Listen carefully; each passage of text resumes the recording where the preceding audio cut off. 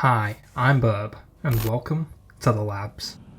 I'm very excited to bring you guys another map feature today. This might be my best work yet, and it brings something entirely new to Halo Reach. It's a new linear infection map made by obviously myself and is ideal for 12 to 16 players.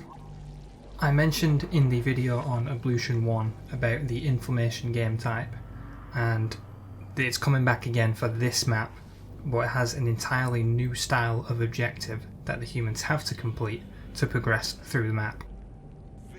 Phase 1 begins in this laboratory, this sort of cryo, weird sort of techie room that the humans start in and the zombies start in this sort of cage behind some shield walls. That cage only lasts for 10 seconds and then the zombies can escape and start infecting the humans. In that time, the humans obviously must evacuate the room and progress towards the first objective, which is in the cafeteria. In the tunnel on the way, however, there is this chain gun turret, and this is critical to gameplay. If you are wanting to survive as a human, you're going to need to man this turret and you need to bring it through the map to help you out along the way. It's sort of a really cool, essential bit of gameplay that's worked so well in testing. I'm very pleased with it. Zombies will also, after about 30 seconds, start coming from this side corridor attached to the tunnel, so you cannot camp in the tunnel or else you are going to become overwhelmed very quickly. Unlike Ablution, zombies kill in 2 hits here, and there's very limited health packs, so you've got to be careful. You're fairly weak as a human. Alright, so here we are. The humans have arrived in the cafeteria and are unlocking the door, which is the first objective.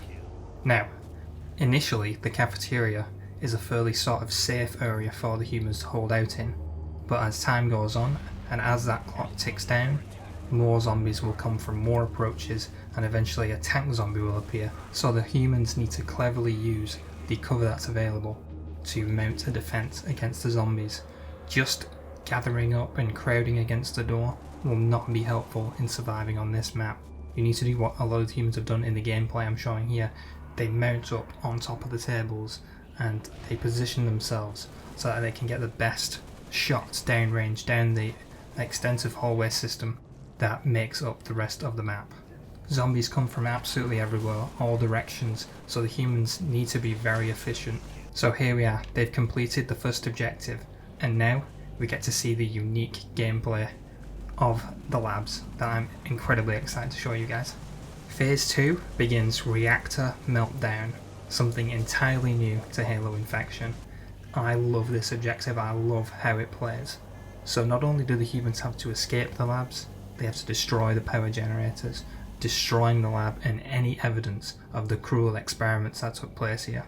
There's 2 generators that the humans must destroy in order to progress to the third objective and escape the facility. The first generator is fairly straightforward. It's visible immediately as you progress through the doors into the room immediately after the cafeteria. There's a control panel on the wall and a generator mounted on the wall beside it. Humans have to pick up the flag, which means activating the control panel, which lowers the generator's shield, exposing it to damage, and then they must team shoot the generator to blow it up. I mentioned the turret.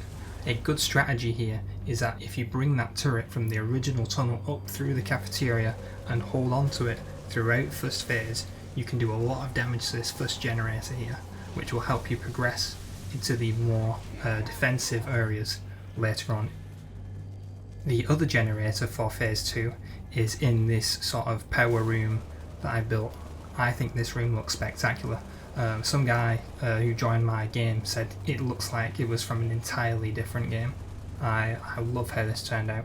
The control panel, however, for this room is actually upstairs, so humans will have to split up and one team will have to travel upstairs, face off against a tank zombie to expose the generator downstairs.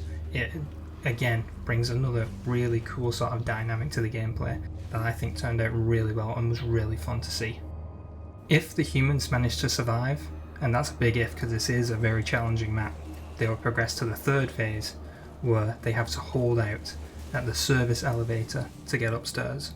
The main elevator shafts they're completely destroyed or otherwise out of commission, and zombies can actually use those shafts to access the lobby area.